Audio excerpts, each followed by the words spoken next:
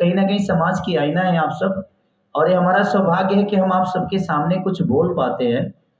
ऐसे हमारी क्षमता तो कुछ नहीं है, बस हम एक कलाकार हैं, और कलाकार के नाते मैं अच्छा गा सकता हूँ, अच्छा बोल तो नहीं सकता।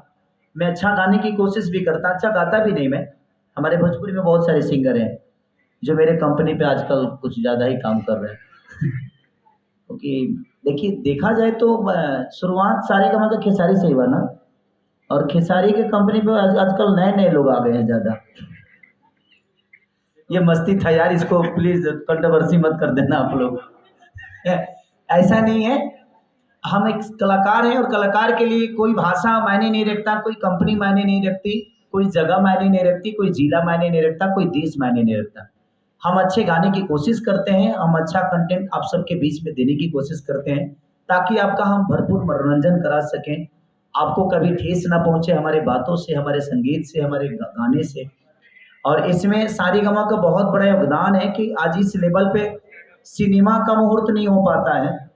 इस मुहूर्त पे ऐसे माहौल में कभी हमने सिनेमा को, इधर मेरा एक सिनेमा आया था बहुत बढ़िया चला, उसको भी ऊपर हम लोगों ने मेहनत डोली सजा के रखना, तो उसमें हम लोगों ने मीडिया का सहारा लिया, क्योंकि मीडिया बहुत बड़ी ताकत होती है किसी भी चीज के लिए, चाहे वो नेता हो, अभिनेता हो। दुनिया में अगर अपनी बातें रखनी है तो मीडिया सबसे बड़ा जरिया है। आप लाइव आकर कितने लोगों को बता सकते हो, लेकिन मेरे कहने का मतलब कि मीडिया एक ऐसी स्तंभ है, और हम सबको मीडिया का स्वागत करना चाहिए। और मैं मीडिया से भी यही रिक्वेस्ट करूंगा कि आप लोग भोजपुरी के सिर्फ अश्लीलता के बारे में मत पूछा करिए। बिल्कुल सही। जब अच्छाइयों के बारे में पूछिएगा ना, तो शायद हमारे जीवन में सिर्फ अच्छा ही होगा। हम बुराइयों को पूछ कर इतना पूछ देते हैं कि दुनिया बुराई के तरफ ही भागती है। जो गाने हम नहीं सुनना चाहते हैं, जो हमारे लोग नहीं सुनना चाहते हैं, जो लोग नहीं जानते हैं, उसको भी हम सर्च करके और उसी गाने के बारे में पूछ पूछ के उस गाने को हम सब्सक्राइब में ला देते हैं, उसको व्यूवर ला देते हैं। तो मैं सबसे रिक्वेस्ट यही करूंगा कि अगर एक बुरा होता है तो 75 अच्छे चीज होते हैं। तो आप लोग अच्छी चीजें पूछिएगा, अच्छे के बारे में पूछिएगा। तो रावण तो एक ही था, लेकिन रामायण भगवान मर्यादा पुरुषोत्तम श्री राम कहलाए तो सिर्फ एक रावण के मारने से नहीं कहलाए। वो उनके जीवन में बहुत सारी रास्ते में घटना घटी, चौपाइयां बहुत है रामायण में, खाली रावण को पकड़ के तुला चलता है। तो मैं अपनी मीडिया, जितने भी हमारे मीडिया कर्मी भाई हैं, मैं सबसे यही रिक्वेस्ट करूंगा कि सिर्फ रावण को पकड़ के मत चलिए। रामायण सिर्फ रावण से नहीं थी, उसमें रिश्ते भी दिखाए गए हैं, उसमें बहुत सारी चीजें हैं। अगर हम एक गाना गलत अगर गा देते हैं तो मुझे लगता है कि 40 को तो भजन गाते हैं, तो उस भजन के बारे में भी पूछिएगा तो दुनिया को समझ में आएगी कि नहीं, हमारे भोजपुरी में गंदे चीज नहीं होते हैं। क्योंकि आप जब गंदा पूछते हैं ना, तो पूरी दुनिया और बाकी स्टेट के लोगों के दिमाग में यही होता है कि भोजपुरी में सिर्फ गंदा ही होता है। तो मैं सबसे, आप लोग मेरे गार्जियन स्वरूप हैं, मैं सबसे रिक्वेस्ट यही करूंगा कि किसी भी आर्टिस्ट या कहीं भी किसी से कुछ सवाल करिए तो अच्छाई के बारे में ज्यादा करिए, गंदगी को आप खुद डिवाइड करिए, ताकि गंदा दुनिया ना सुने।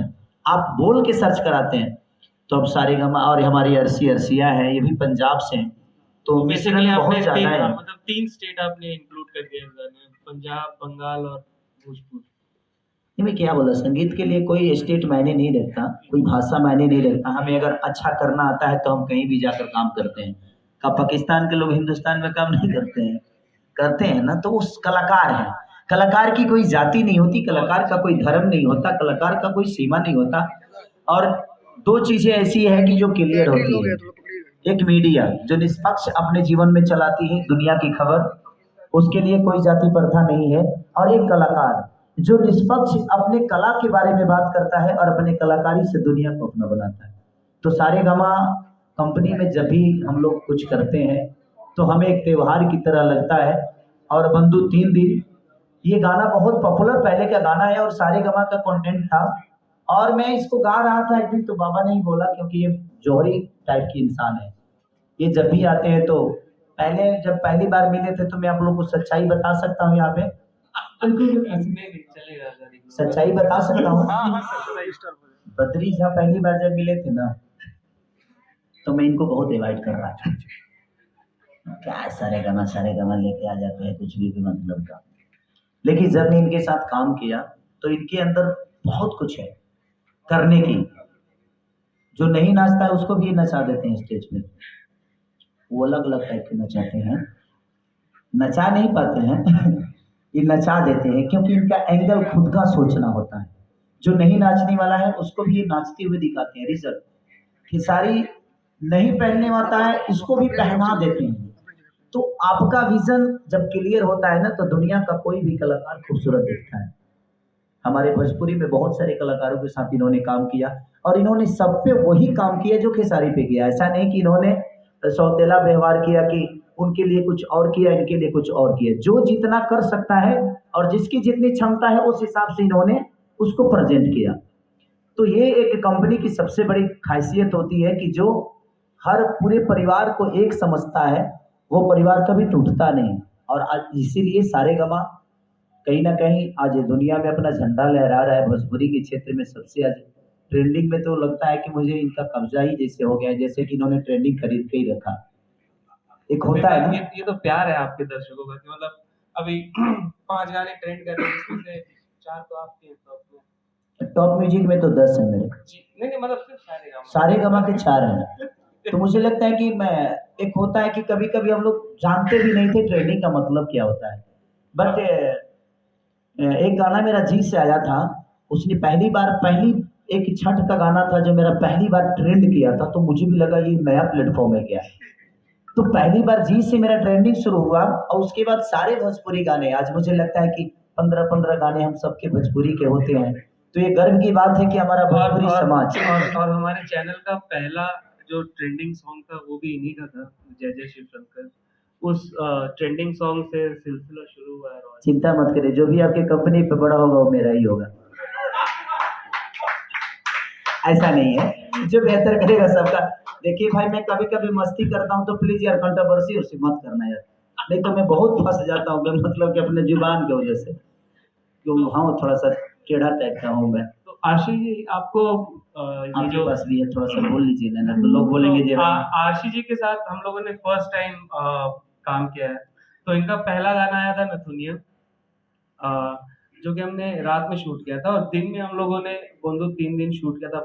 मतलब आई थिंक मई जून था, गर्मी इतना ज्यादा था। तो आपका एक्सपीरियंस कैसा था हम लोगों के साथ, मतलब कि जो पहला गाना आपने शूट किया, टेक्निकली आपका पहला गाना है हमारे साथ। तो सबसे पहले मैं सो सॉरी, मेरा गला थोड़ा सा खराब है।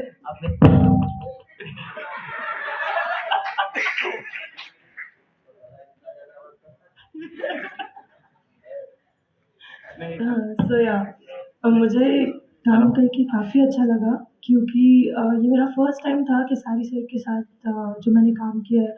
एंड सारेगामापा हम भोजपुरी। यार खेसारी मत बोला करो, बेबी बोला करो मुझे, क्योंकि मेरे जीवन में कोई बेबी बोलने वाला नहीं है। मुझे लगा बाबू बोलना था।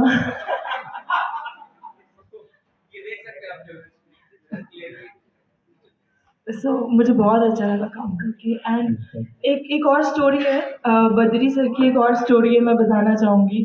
पहली बार मैं किसी सेट पे रोई हूँ, वो बद्री सर की वजह से। इन्होंने मुझे डांट दिया था, लास्ट का शॉट था, इन्होंने मुझे डांट दिया और मैं बोला हाँ मुझे डांट दिया, ओ माय गॉड। और मैं रो रही थी, और फिर खेसारी सर आए, उन्होंने मुझे गले से लगाया, मुझे चुप कराया, बेटा तुम हार्ड वर्क कर रही हो, तुम्हारा हार्ड वर्क एक दिन रिजल्ट लाएगा। सर आपको याद है? हाँ मुझे क्या, मुझे मेरे जीवन में हर चीज मुझे याद रहता है, लोग भूल जाते हैं। तो इसलिए मैं हमेशा कोशिश यही करता हूँ। देखिए खेसारी लाल के स्टारडम क्या है नहीं है ये मायने नहीं रखता, सामने वाला कलाकार को अगर मैं अपने स्टारडम के साथ काम करूंगा तो शायद काम मेरा ही खराब होता है।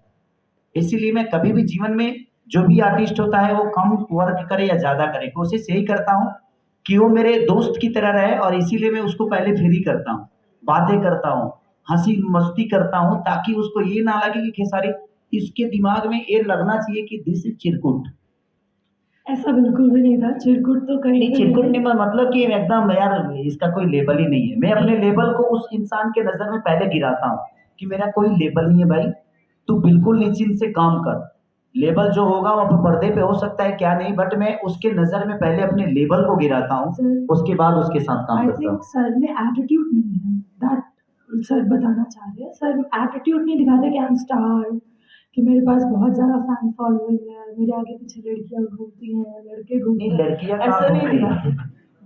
यही तो प्रॉब्लम है मेरे में। मुझे इतने डीएम्स आते हैं, मेरे लिए कम आते हैं, सर के लिए इतने डीएम्स आते हैं कि लोग पूछते रहते हैं, प्लीज़ खेसारी सर को बोलिए, वो उनके बहुत बड़े फ़ैन हैं। और मेरा गाना जो नथनिया भी था, जो मैंने सारेगामापा हम भोजपुरी से किया था, मेरा 1-2 नंबर फर्स्ट दे दो यार मेरे को भी, ताकि मैं भी बात करते रहूँगा। बट ये हमारा अनुभव सारेगामा के साथ हमेशा अच्छा रहा है। और मुझे नहीं, मैं क्या बोला कि जितने भी हमारे भोजपुरी के स्टार हैं, कलाकार हैं, सबका अनुभव सारेगामा के साथ हमेशा अच्छा रहा है। क्योंकि ये अपने कलाकार को कलाकार की तरह नहीं, बेटे की तरह सँवारते हैं। जैसे हमारे विक्रम सर, जो कि मैं जब भी उनसे बात करता हूँ तो मुझे नहीं लगता है कि मैं एमडी से बात कर रहा हूँ। उनसे लगता है कि बड़े भाई और छोटे भाई वाला एक रिलेशनशिप है मेरा उनके अंदर। और मैं जितने लोगों के साथ काम करता हूँ, मैं एक परिवार समझ के ही काम करता हूँ। रीज़न कि मैं अगर स्टारडम के हिसाब से काम करूँगा तो शायद ना वो मुझे अच्छे से जज कर पाएँगे और ना ही मैं उनको कर पाऊँगा।